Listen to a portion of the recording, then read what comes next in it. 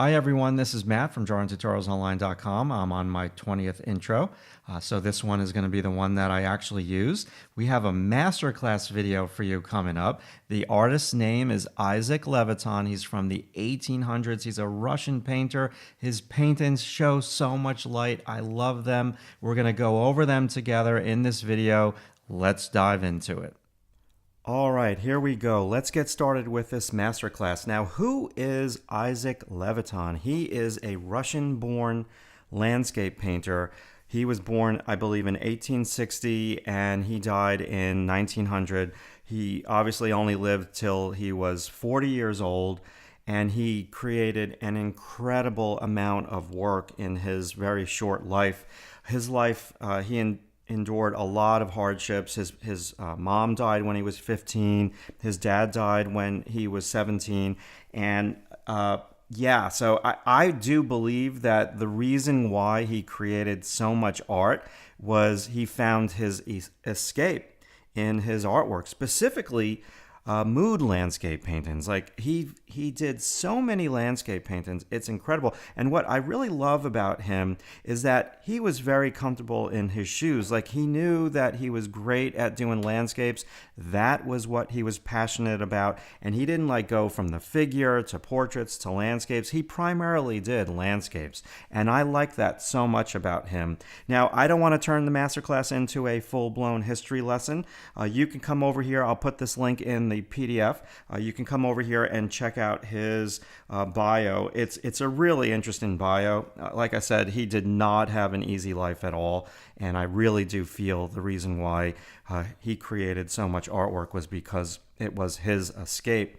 Now, when you come on over to wikiart.org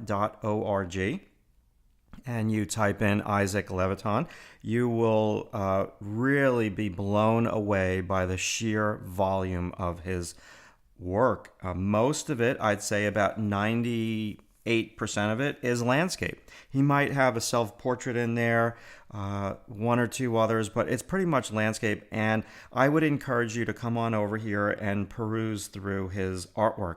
Now, with that being said, it was a dilemma for me to choose which ones to use for the masterclass because I really have to keep it to about 5 or 6 pieces to get through this in about 45 minutes to an hour. I don't want to go anywhere near an hour with the masterclass video. I did my best.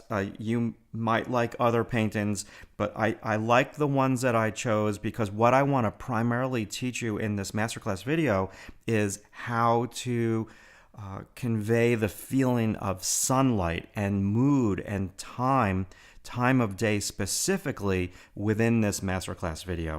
Now, one side note, all of these images, I'd say most of them are really small images. They're like 1,000 pixels wide by 700 pixels tall, which in my Photoshop is small. Now, I definitely zoomed in on all of them. This one is zoomed in by 300%. And I don't want to go any bigger.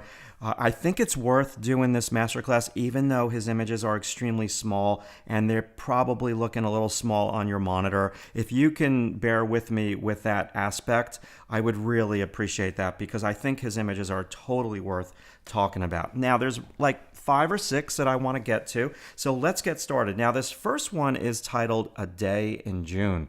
And if you squint at this painting, you're really gonna... I'm squinting at it right now. It just looks like I'm in the landscape. Like, it's so realistic. He was known for mood painting and impressionistic painting.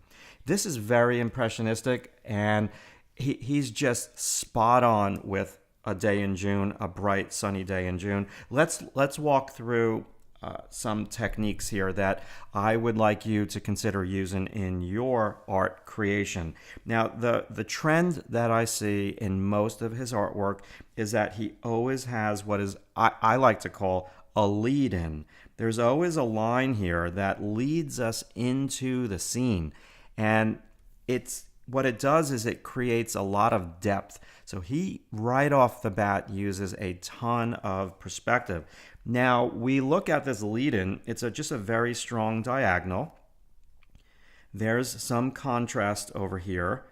at the lead-in, those dark green leaves against the light beige tall grass. That lead-in, you're going to see in all of his images, he has the lead-in in every single one. Now, what does the lead-in bring us to? It brings us to this little valley over here where there's more contrast. It's that light rose brown color against the dark tree line, and it's also extremely hard-edged right over there. Okay, so the lead-in is huge because it brings us to where he wants us to look, down the landscape, down the field to this very big tree. And there's also lots of contrast on the tree trunk, which is just fabulous. Always try to incorporate a lead-in. Why? Because that's going to give your paintings depth, your drawings depth. And think about when you do this lead-in, where are you going to use contrast to help control where the viewer looks first? Now, the second thing that I really, really like that he's showing us and what he's incorporating is overlap. So we have this massive vertical tree that is overlapping this horizon line, which has so much gesture to it. Now, it's not a huge overlap, but we do have a very strong horizontal right in the middle of the image. That's tilted, and I love that. And then our main vertical overlaps that. Overlap is a technique that you want to try to incorporate in all of your drawings and paintings. When I do the coaching, when I do the critique every Monday here at drawingtutorialsonline.com, I love to incorporate the use of overlap, because overlap is just very, very crucial to creating depth. Now, the overlap is just great. We also have this little bush here, this foliage, whatever you want to call it, is overlap in the horizon line. And it's like there's a little kind of mid-ground over there that is so cool. Okay, use overlap. Overlap is very useful in creating powerful images. Now, values. The key takeaway, even though we're just getting started here with this masterclass, the key takeaway is he uses these massive, simplistic shapes of value. This is our main, his, not our, this is his main value of dark. Now, this is a toughie because when I squint, it's not a perfect three-value piece, but I'm going to call this, and you have to just kind of go with this on me. This is going to be our mid-tone, our middle value. I'm going to call this the light, and I'm going to call the sky the light as well. Big shapes of value. There's also a little light over here. I just absolutely love how he uses these big shapes of value. It's something that you want to take note of.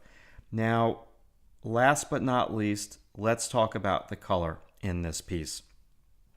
And the color is magnificent. And it's a bright sunny day, and there's a trend that I notice with his artwork. And the trend is this: when he shows a sunny day, what he does is he uses a very dark. And I always wondered why my paintings never had like a true sunlight.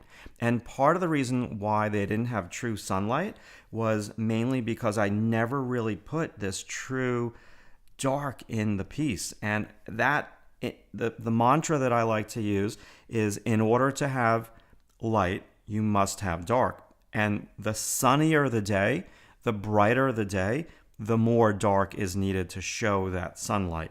That's number one. So he has the dark and he also has the light, okay? And he uses both to his advantage to really show bright sun.